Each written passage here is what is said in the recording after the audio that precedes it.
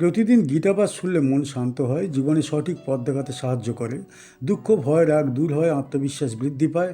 কর্ম ও ভক্তির মাধ্যমে হৃদয়ের শক্তি, ঘরে শান্তি ও জীবনে আলো নিয়ে আসে। তাই প্রতিদিন আমাদের চ্যানেল থেকে 2টি শ্লোক সহ একটি পাঠ শুনুন। অর্জুন উবাচ ইয়োহরম যোগস্তয়া প্রোক্তঃ সাম্যেন মধুসূদন এতস্যাহং ন পশ্যামি চঞ্চলস্তাৎ স্থিতিম স্থিরাম। অর্জুন বললেন, হে মধুসূদন, আপনি যে সাম্যযোগের কথা বলেছেন, মনের চঞ্চলতার কারণে আমি তার স্থির অবলম্বন উপলব্ধি করতে পারছি না। অর্জুন উবাচ মানে অর্জুন বললেন, মানে যে, অয়ম মানে এই, যোগ মানে যোগ পদ্ধতি, তয়া মানে আপনার দ্বারা, প্রোক্ত মানে বলা হয়েছে, সাম্যেন মানে সমতার মাধ্যমে, মধুসূদন মানে হে মধু দানব বিনাশকারী শ্রীকৃষ্ণ, এতস্য মানে এই যোগের, অহম মানে আমি, ন মানে না, পশ্যামি মানে দেখতে পাই, চঞ্চলতা মানে চঞ্চলতার কারণে, স্থিতিম মানে অবস্থান, স্থিরাম মানে স্থায়ী বা অচঞ্চল। এই শ্লোকটি অত্যন্ত মানবিক ও বাস্তব অভিজ্ঞতা থেকে উৎসারিত। এখানে অর্জুন কোনো তত্ত্বগত বিতর্ক করছেন না, তিনি নিজের অন্তরের প্রকৃত অবস্থাই প্রকাশ করছেন। শ্রীকৃষ্ণ যে সাম্য যোগের কথা বলেছেন, যেখানে মন সমদর্শী, সমভাবাপন্ন ও স্থির, তা অর্জুনের কাছে আদর্শ ও উচ্চতর হলেও নিজের চঞ্চল মনের কারণে তিনি সেই অবস্থায় স্থিত থাকতে পারছেন না। সাম্যেন যোগ, এই যোগের মূল ভিত্তি সমতা। সুখ ও দুঃখ, লাভ ও ক্ষতি, সম্মান ও অসম্মান, সব অবস্থায় সমাভাব বজায় রাখা এই যোগের লক্ষ্য।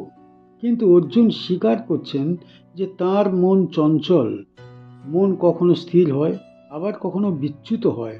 এই চঞ্চলতাই স্থায়ী অবস্থানের প্রধান বাধা।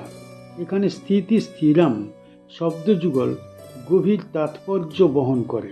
অর্জুন কেবল ক্ষণিক স্থিরতা নয়, স্থায়ী স্থিতি খুঁজছেন। তিনি বোঝাতে চাইছেন, মুহূর্তের জন্য মন শান্ত হলেও সেই শান্তি দীর্ঘস্থায়ী হচ্ছে না। এই অভিজ্ঞতা কেবল অর্জুনের নয়, এটি প্রতিটি সাধকের অন্তরের প্রশ্ন। এই শ্লোক প্রমাণ করে যে শ্রীমদ্ ভগবদ্ গীতা কোনো কল্পলোকের দর্শন নয়। এখানে মানুষের দুর্বলতা, সংশয়, সীমাবদ্ধতা অকপটে স্বীকার করা হয়েছে। অর্জুনের এই প্রশ্নের মাধ্যমেই শ্রীকৃষ্ণ পরবর্তী শ্লোকগুলিতে মনের স্বভাব, তার দমন ও অনুশীলনের পথ ব্যাখ্যা করবেন। এই শ্লোকটি ধ্যান যোগ অধ্যায়ের এক গুরুত্বপূর্ণ মোড়। পূর্ববর্তী শ্লোকগুলিতে শ্রীকৃষ্ণ যোগীর পরম অবস্থা, সমদর্শিতা, আত্মিক ঐক্যের কথা বলেছেন। সেই উচ্চতর আদর্শ শুনে অর্জুন নিজের বাস্তব অভিজ্ঞতার সঙ্গে তার তুলনা করছেন। কুরুক্ষেত্রের যুদ্ধক্ষেত্রে দাঁড়িয়ে মানসিক দ্বন্দ্বে জর্জরিত অর্জুন বুঝতে পারছেন যে এই সাম্যবোধ আদর্শগতভাবে মহান, কিন্তু বাস্তবে তার চর্চা অত্যন্ত কঠিন। তাই তিনি বিনীতভাবে নিজের অসামর্থ্য প্রকাশ করছেন। এই শ্লোকের মাধ্যমে অর্জুন শিষ্যরূপে নিজের দুর্বলতা গোপন না করে গুরুর সামনে তুলে ধরেছেন।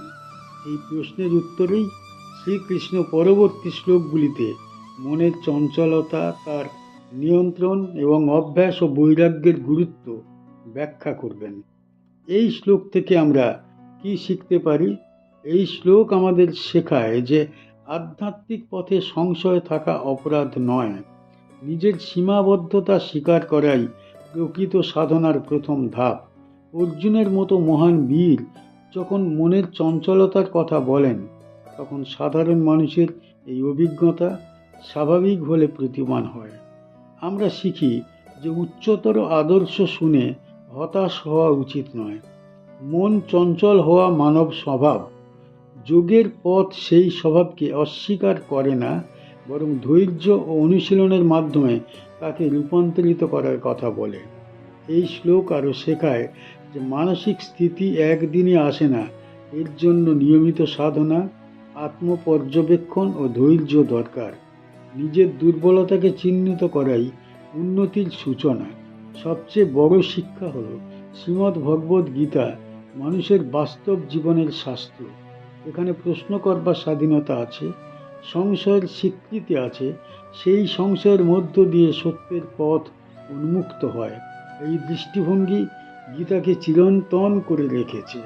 চঞ্চলম হি মনঃ কৃষ্ণ রমাথি বলো বদ্রীহম রস্যাহম নিগ্রহম মনিয়ে বায়ুরিব দুষ্কুরম। অর্জুন বললেন, হে কৃষ্ণ, মন তো নিশ্চয়ই অত্যন্ত চঞ্চল, প্রবল, দৃঢ় ও উগ্র প্রকৃতির। সেই মনের সংযম করা আমি বায়ুকে সংযত করার মতোই অতিশয় দুরূহ বলে মনে করি। চঞ্চলম মানে অস্থির, হি মানে অবশ্যই, মনো মানে মন, কৃষ্ণ মানে হে কৃষ্ণ, প্রমাথি মানে প্রবলভাবে বিচলিতকারী, বলবৎ মানে শক্তিশালী, দৃঢ়ম মানে দৃঢ় বা অদম্য, তস্য মানে সেই মনের, অহং মানে আমি, নিগ্রহম মানে সংযম বা দমন, মন্যে মানে মনে করি, বায়ু মানে বায়ুর, ইব মানে ন্যায়, সুদুষ্করম মানে অত্যন্ত দুরূহ। এই শ্লোকটি গীতার ধ্যান যোগ অধ্যায়ের অন্যতম বাস্তব ও গভীর স্বীকারোক্তি। এখানে অর্জুন মানুষের মনের প্রকৃতি সম্পর্কে এমন এক সত্য উচ্চারণ করেছেন যা প্রতিটি সাধক নিজ অভিজ্ঞতায় উপলব্ধি করে। তিনি বলছেন, মন কেবল চঞ্চলই নয়, তা অত্যন্ত প্রবল, দৃঢ় ও দমন অযোগ্য। এই চঞ্চলতা সামান্য নয়, এটি এমন শক্তিশালী যে সাধকের সংকল্পকেও বারবার ভেঙে দেয়। চঞ্চলং হি মন, এই অংশে অর্জুন প্রথমেই মনের মূল স্বভাব চিহ্নিত করেছেন। মন কখনো স্থির থাকে না। এক মুহূর্তে তা এক বিষয়ে নিবদ্ধ হলেও পরক্ষণেই অন্য বিষয়ে ছুটে যায়। স্মৃতি, কামনা, ভয়, ভবিষ্যৎ, কল্পনা সব মিলিয়ে মন সদা গতিশীল। এরপর তিনি বলেন, প্রমাথি বলবদৃঢ়ম। এখানে মনের ভয়ঙ্কর দৃপ্তি প্রকাশ পায়। মন কেবল অস্থির নয়, বরং তা সাধকের সংকল্পকে প্রবলভাবে আঘাত করে। অনেক সময় মানুষ সৎ সংকল্প গ্রহণ করলেও মনই তাকে সেই পথ থেকে বিচ্যুত করে। এই মন এতই দৃঢ় যে একে সহজে দমন করা যায় না। সবচেয়ে গুরুত্বপূর্ণ তুলনাটি এসেছে শেষ পংক্তিতে, বায়ুরিব সুদুষ্করম। অর্জুন বলছেন, মনের সংযম বায়ুকে সংযত করার মতোই কঠিন। বায়ু যেমন অদৃশ্য, সর্বদা গতিশীল ও শক্তিশালী, তেমনি মনও সূক্ষ্ম, অদৃশ্য ও প্রবল। বায়ুকে হাতে ধরা যায় না, তেমনি মনকেও সহজে বাঁধা যায় না। এই শ্লোক প্রমাণ করে যে অর্জুন কোনো তাত্ত্বিক বিতর্ক করছেন না, তিনি নিজের আন্তরিক অভিজ্ঞতা প্রকাশ করছেন। তিনি স্বীকার করছেন যে শ্রীকৃষ্ণ যে যোগপথের কথা বলছেন তা মহান হলেও মনের প্রকৃতি সেই পথে প্রধান অন্তরায় হয়ে দাঁড়াচ্ছে। এই স্বীকারোক্তি গীতাকে আরও মানবিক করে তোলে। এখানে সাধকের দুর্বলতা গোপন নয়, বরং তা স্পষ্টভাবে উচ্চারিত। এই প্রশ্নের উত্তরের মধ্য দিয়েই শ্রীকৃষ্ণ পরবর্তী শ্লোকে অভ্যাস ও বৈরাগ্যের কথা বলবেন। এই শ্লোকটি ধ্যান যোগ অধ্যায়ের এক অত্যন্ত গুরুত্বপূর্ণ সন্ধিক্ষণে অবস্থিত। পূর্ববর্তী শ্লোকগুলিতে শ্রীকৃষ্ণ যোগীর পরম অবস্থা, সমদর্শিতা ও ব্রহ্ম সংযোগের কথা বলেছেন। সেই আদর্শ শুনে অর্জুন নিজের বাস্তব অবস্থার সঙ্গে তার তুলনা করছেন। তিনি বুঝতে পারছেন যে মন সর্বত্র সমতা দর্শন করবে, সেই মনকেই আগে নিয়ন্ত্রণ করতে হবে। কিন্তু সেই মন যখন অদম্য ও প্রবল, তখন যোগপথের বাস্তবতা নিয়ে তার সংশয় জন্মায়। এই শ্লোকের মাধ্যমেই মনের সমস্যাটি স্পষ্টভাবে আলোচনায় আসে।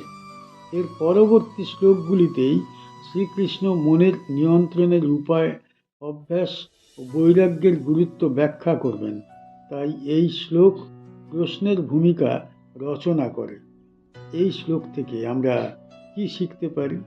এই শ্লোক প্রথমেই আমাদের শেখায় যে মনের চঞ্চলতা কোনো ব্যক্তিগত ব্যর্থতা নয়, এটি মানব স্বভাব। এমনকি অর্জুনের মতো মহাবীরও মনের অদম্য শক্তির কথা স্বীকার করছেন। আমরা আরও শিখি যে যোগ পথ সহজ বলে ভাবা ভুল। মন প্রবল ও দৃঢ় এই সত্য স্বীকার করলেই সাধনার প্রকৃত সূচনা হয়। নিজের দুর্বলতাকে অস্বীকার করলে উন্নতি সম্ভব নয়। এই শ্লোক আরও শেখায় যে আত্মসংযম কোনো হঠাৎ প্রাপ্তি নয়, এটি দীর্ঘ অনুশীলনের ফল। মনের সঙ্গে সংযম করাই সাধনার অংশ। এ থেকে পালিয়ে যাওয়া নয়, বরং ধৈর্যের সঙ্গে মোকাবিলা করা যোগের পথ। সবচেয়ে বড় শিক্ষা হলো শ্রীমদ্ ভগবদ গীতা মানুষের বাস্তব অবস্থাকে গুরুত্ব দেয়। এখানে আদর্শের সঙ্গে বাস্তবতার সংঘর্ষ লুকানো নয়। সেই কারণেই গীতা কেবল দর্শন গ্রন্থ নয়, জীবনের পথপ্রদর্শক। আমাদের চ্যানেলের গীতা পাঠ কেমন হয়েছে, ব্যাখ্যা কেমন হয়েছে, আপনার কেমন লেগেছে কমেন্ট বক্সে অবশ্যই জানাবেন এবং প্রতিনিয়ত গীতা পাঠ শোনার জন্য চ্যানেলটা অবশ্যই সাবস্ক্রাইব করে রাখুন। দেখা হচ্ছে পরের ভিডিওতে।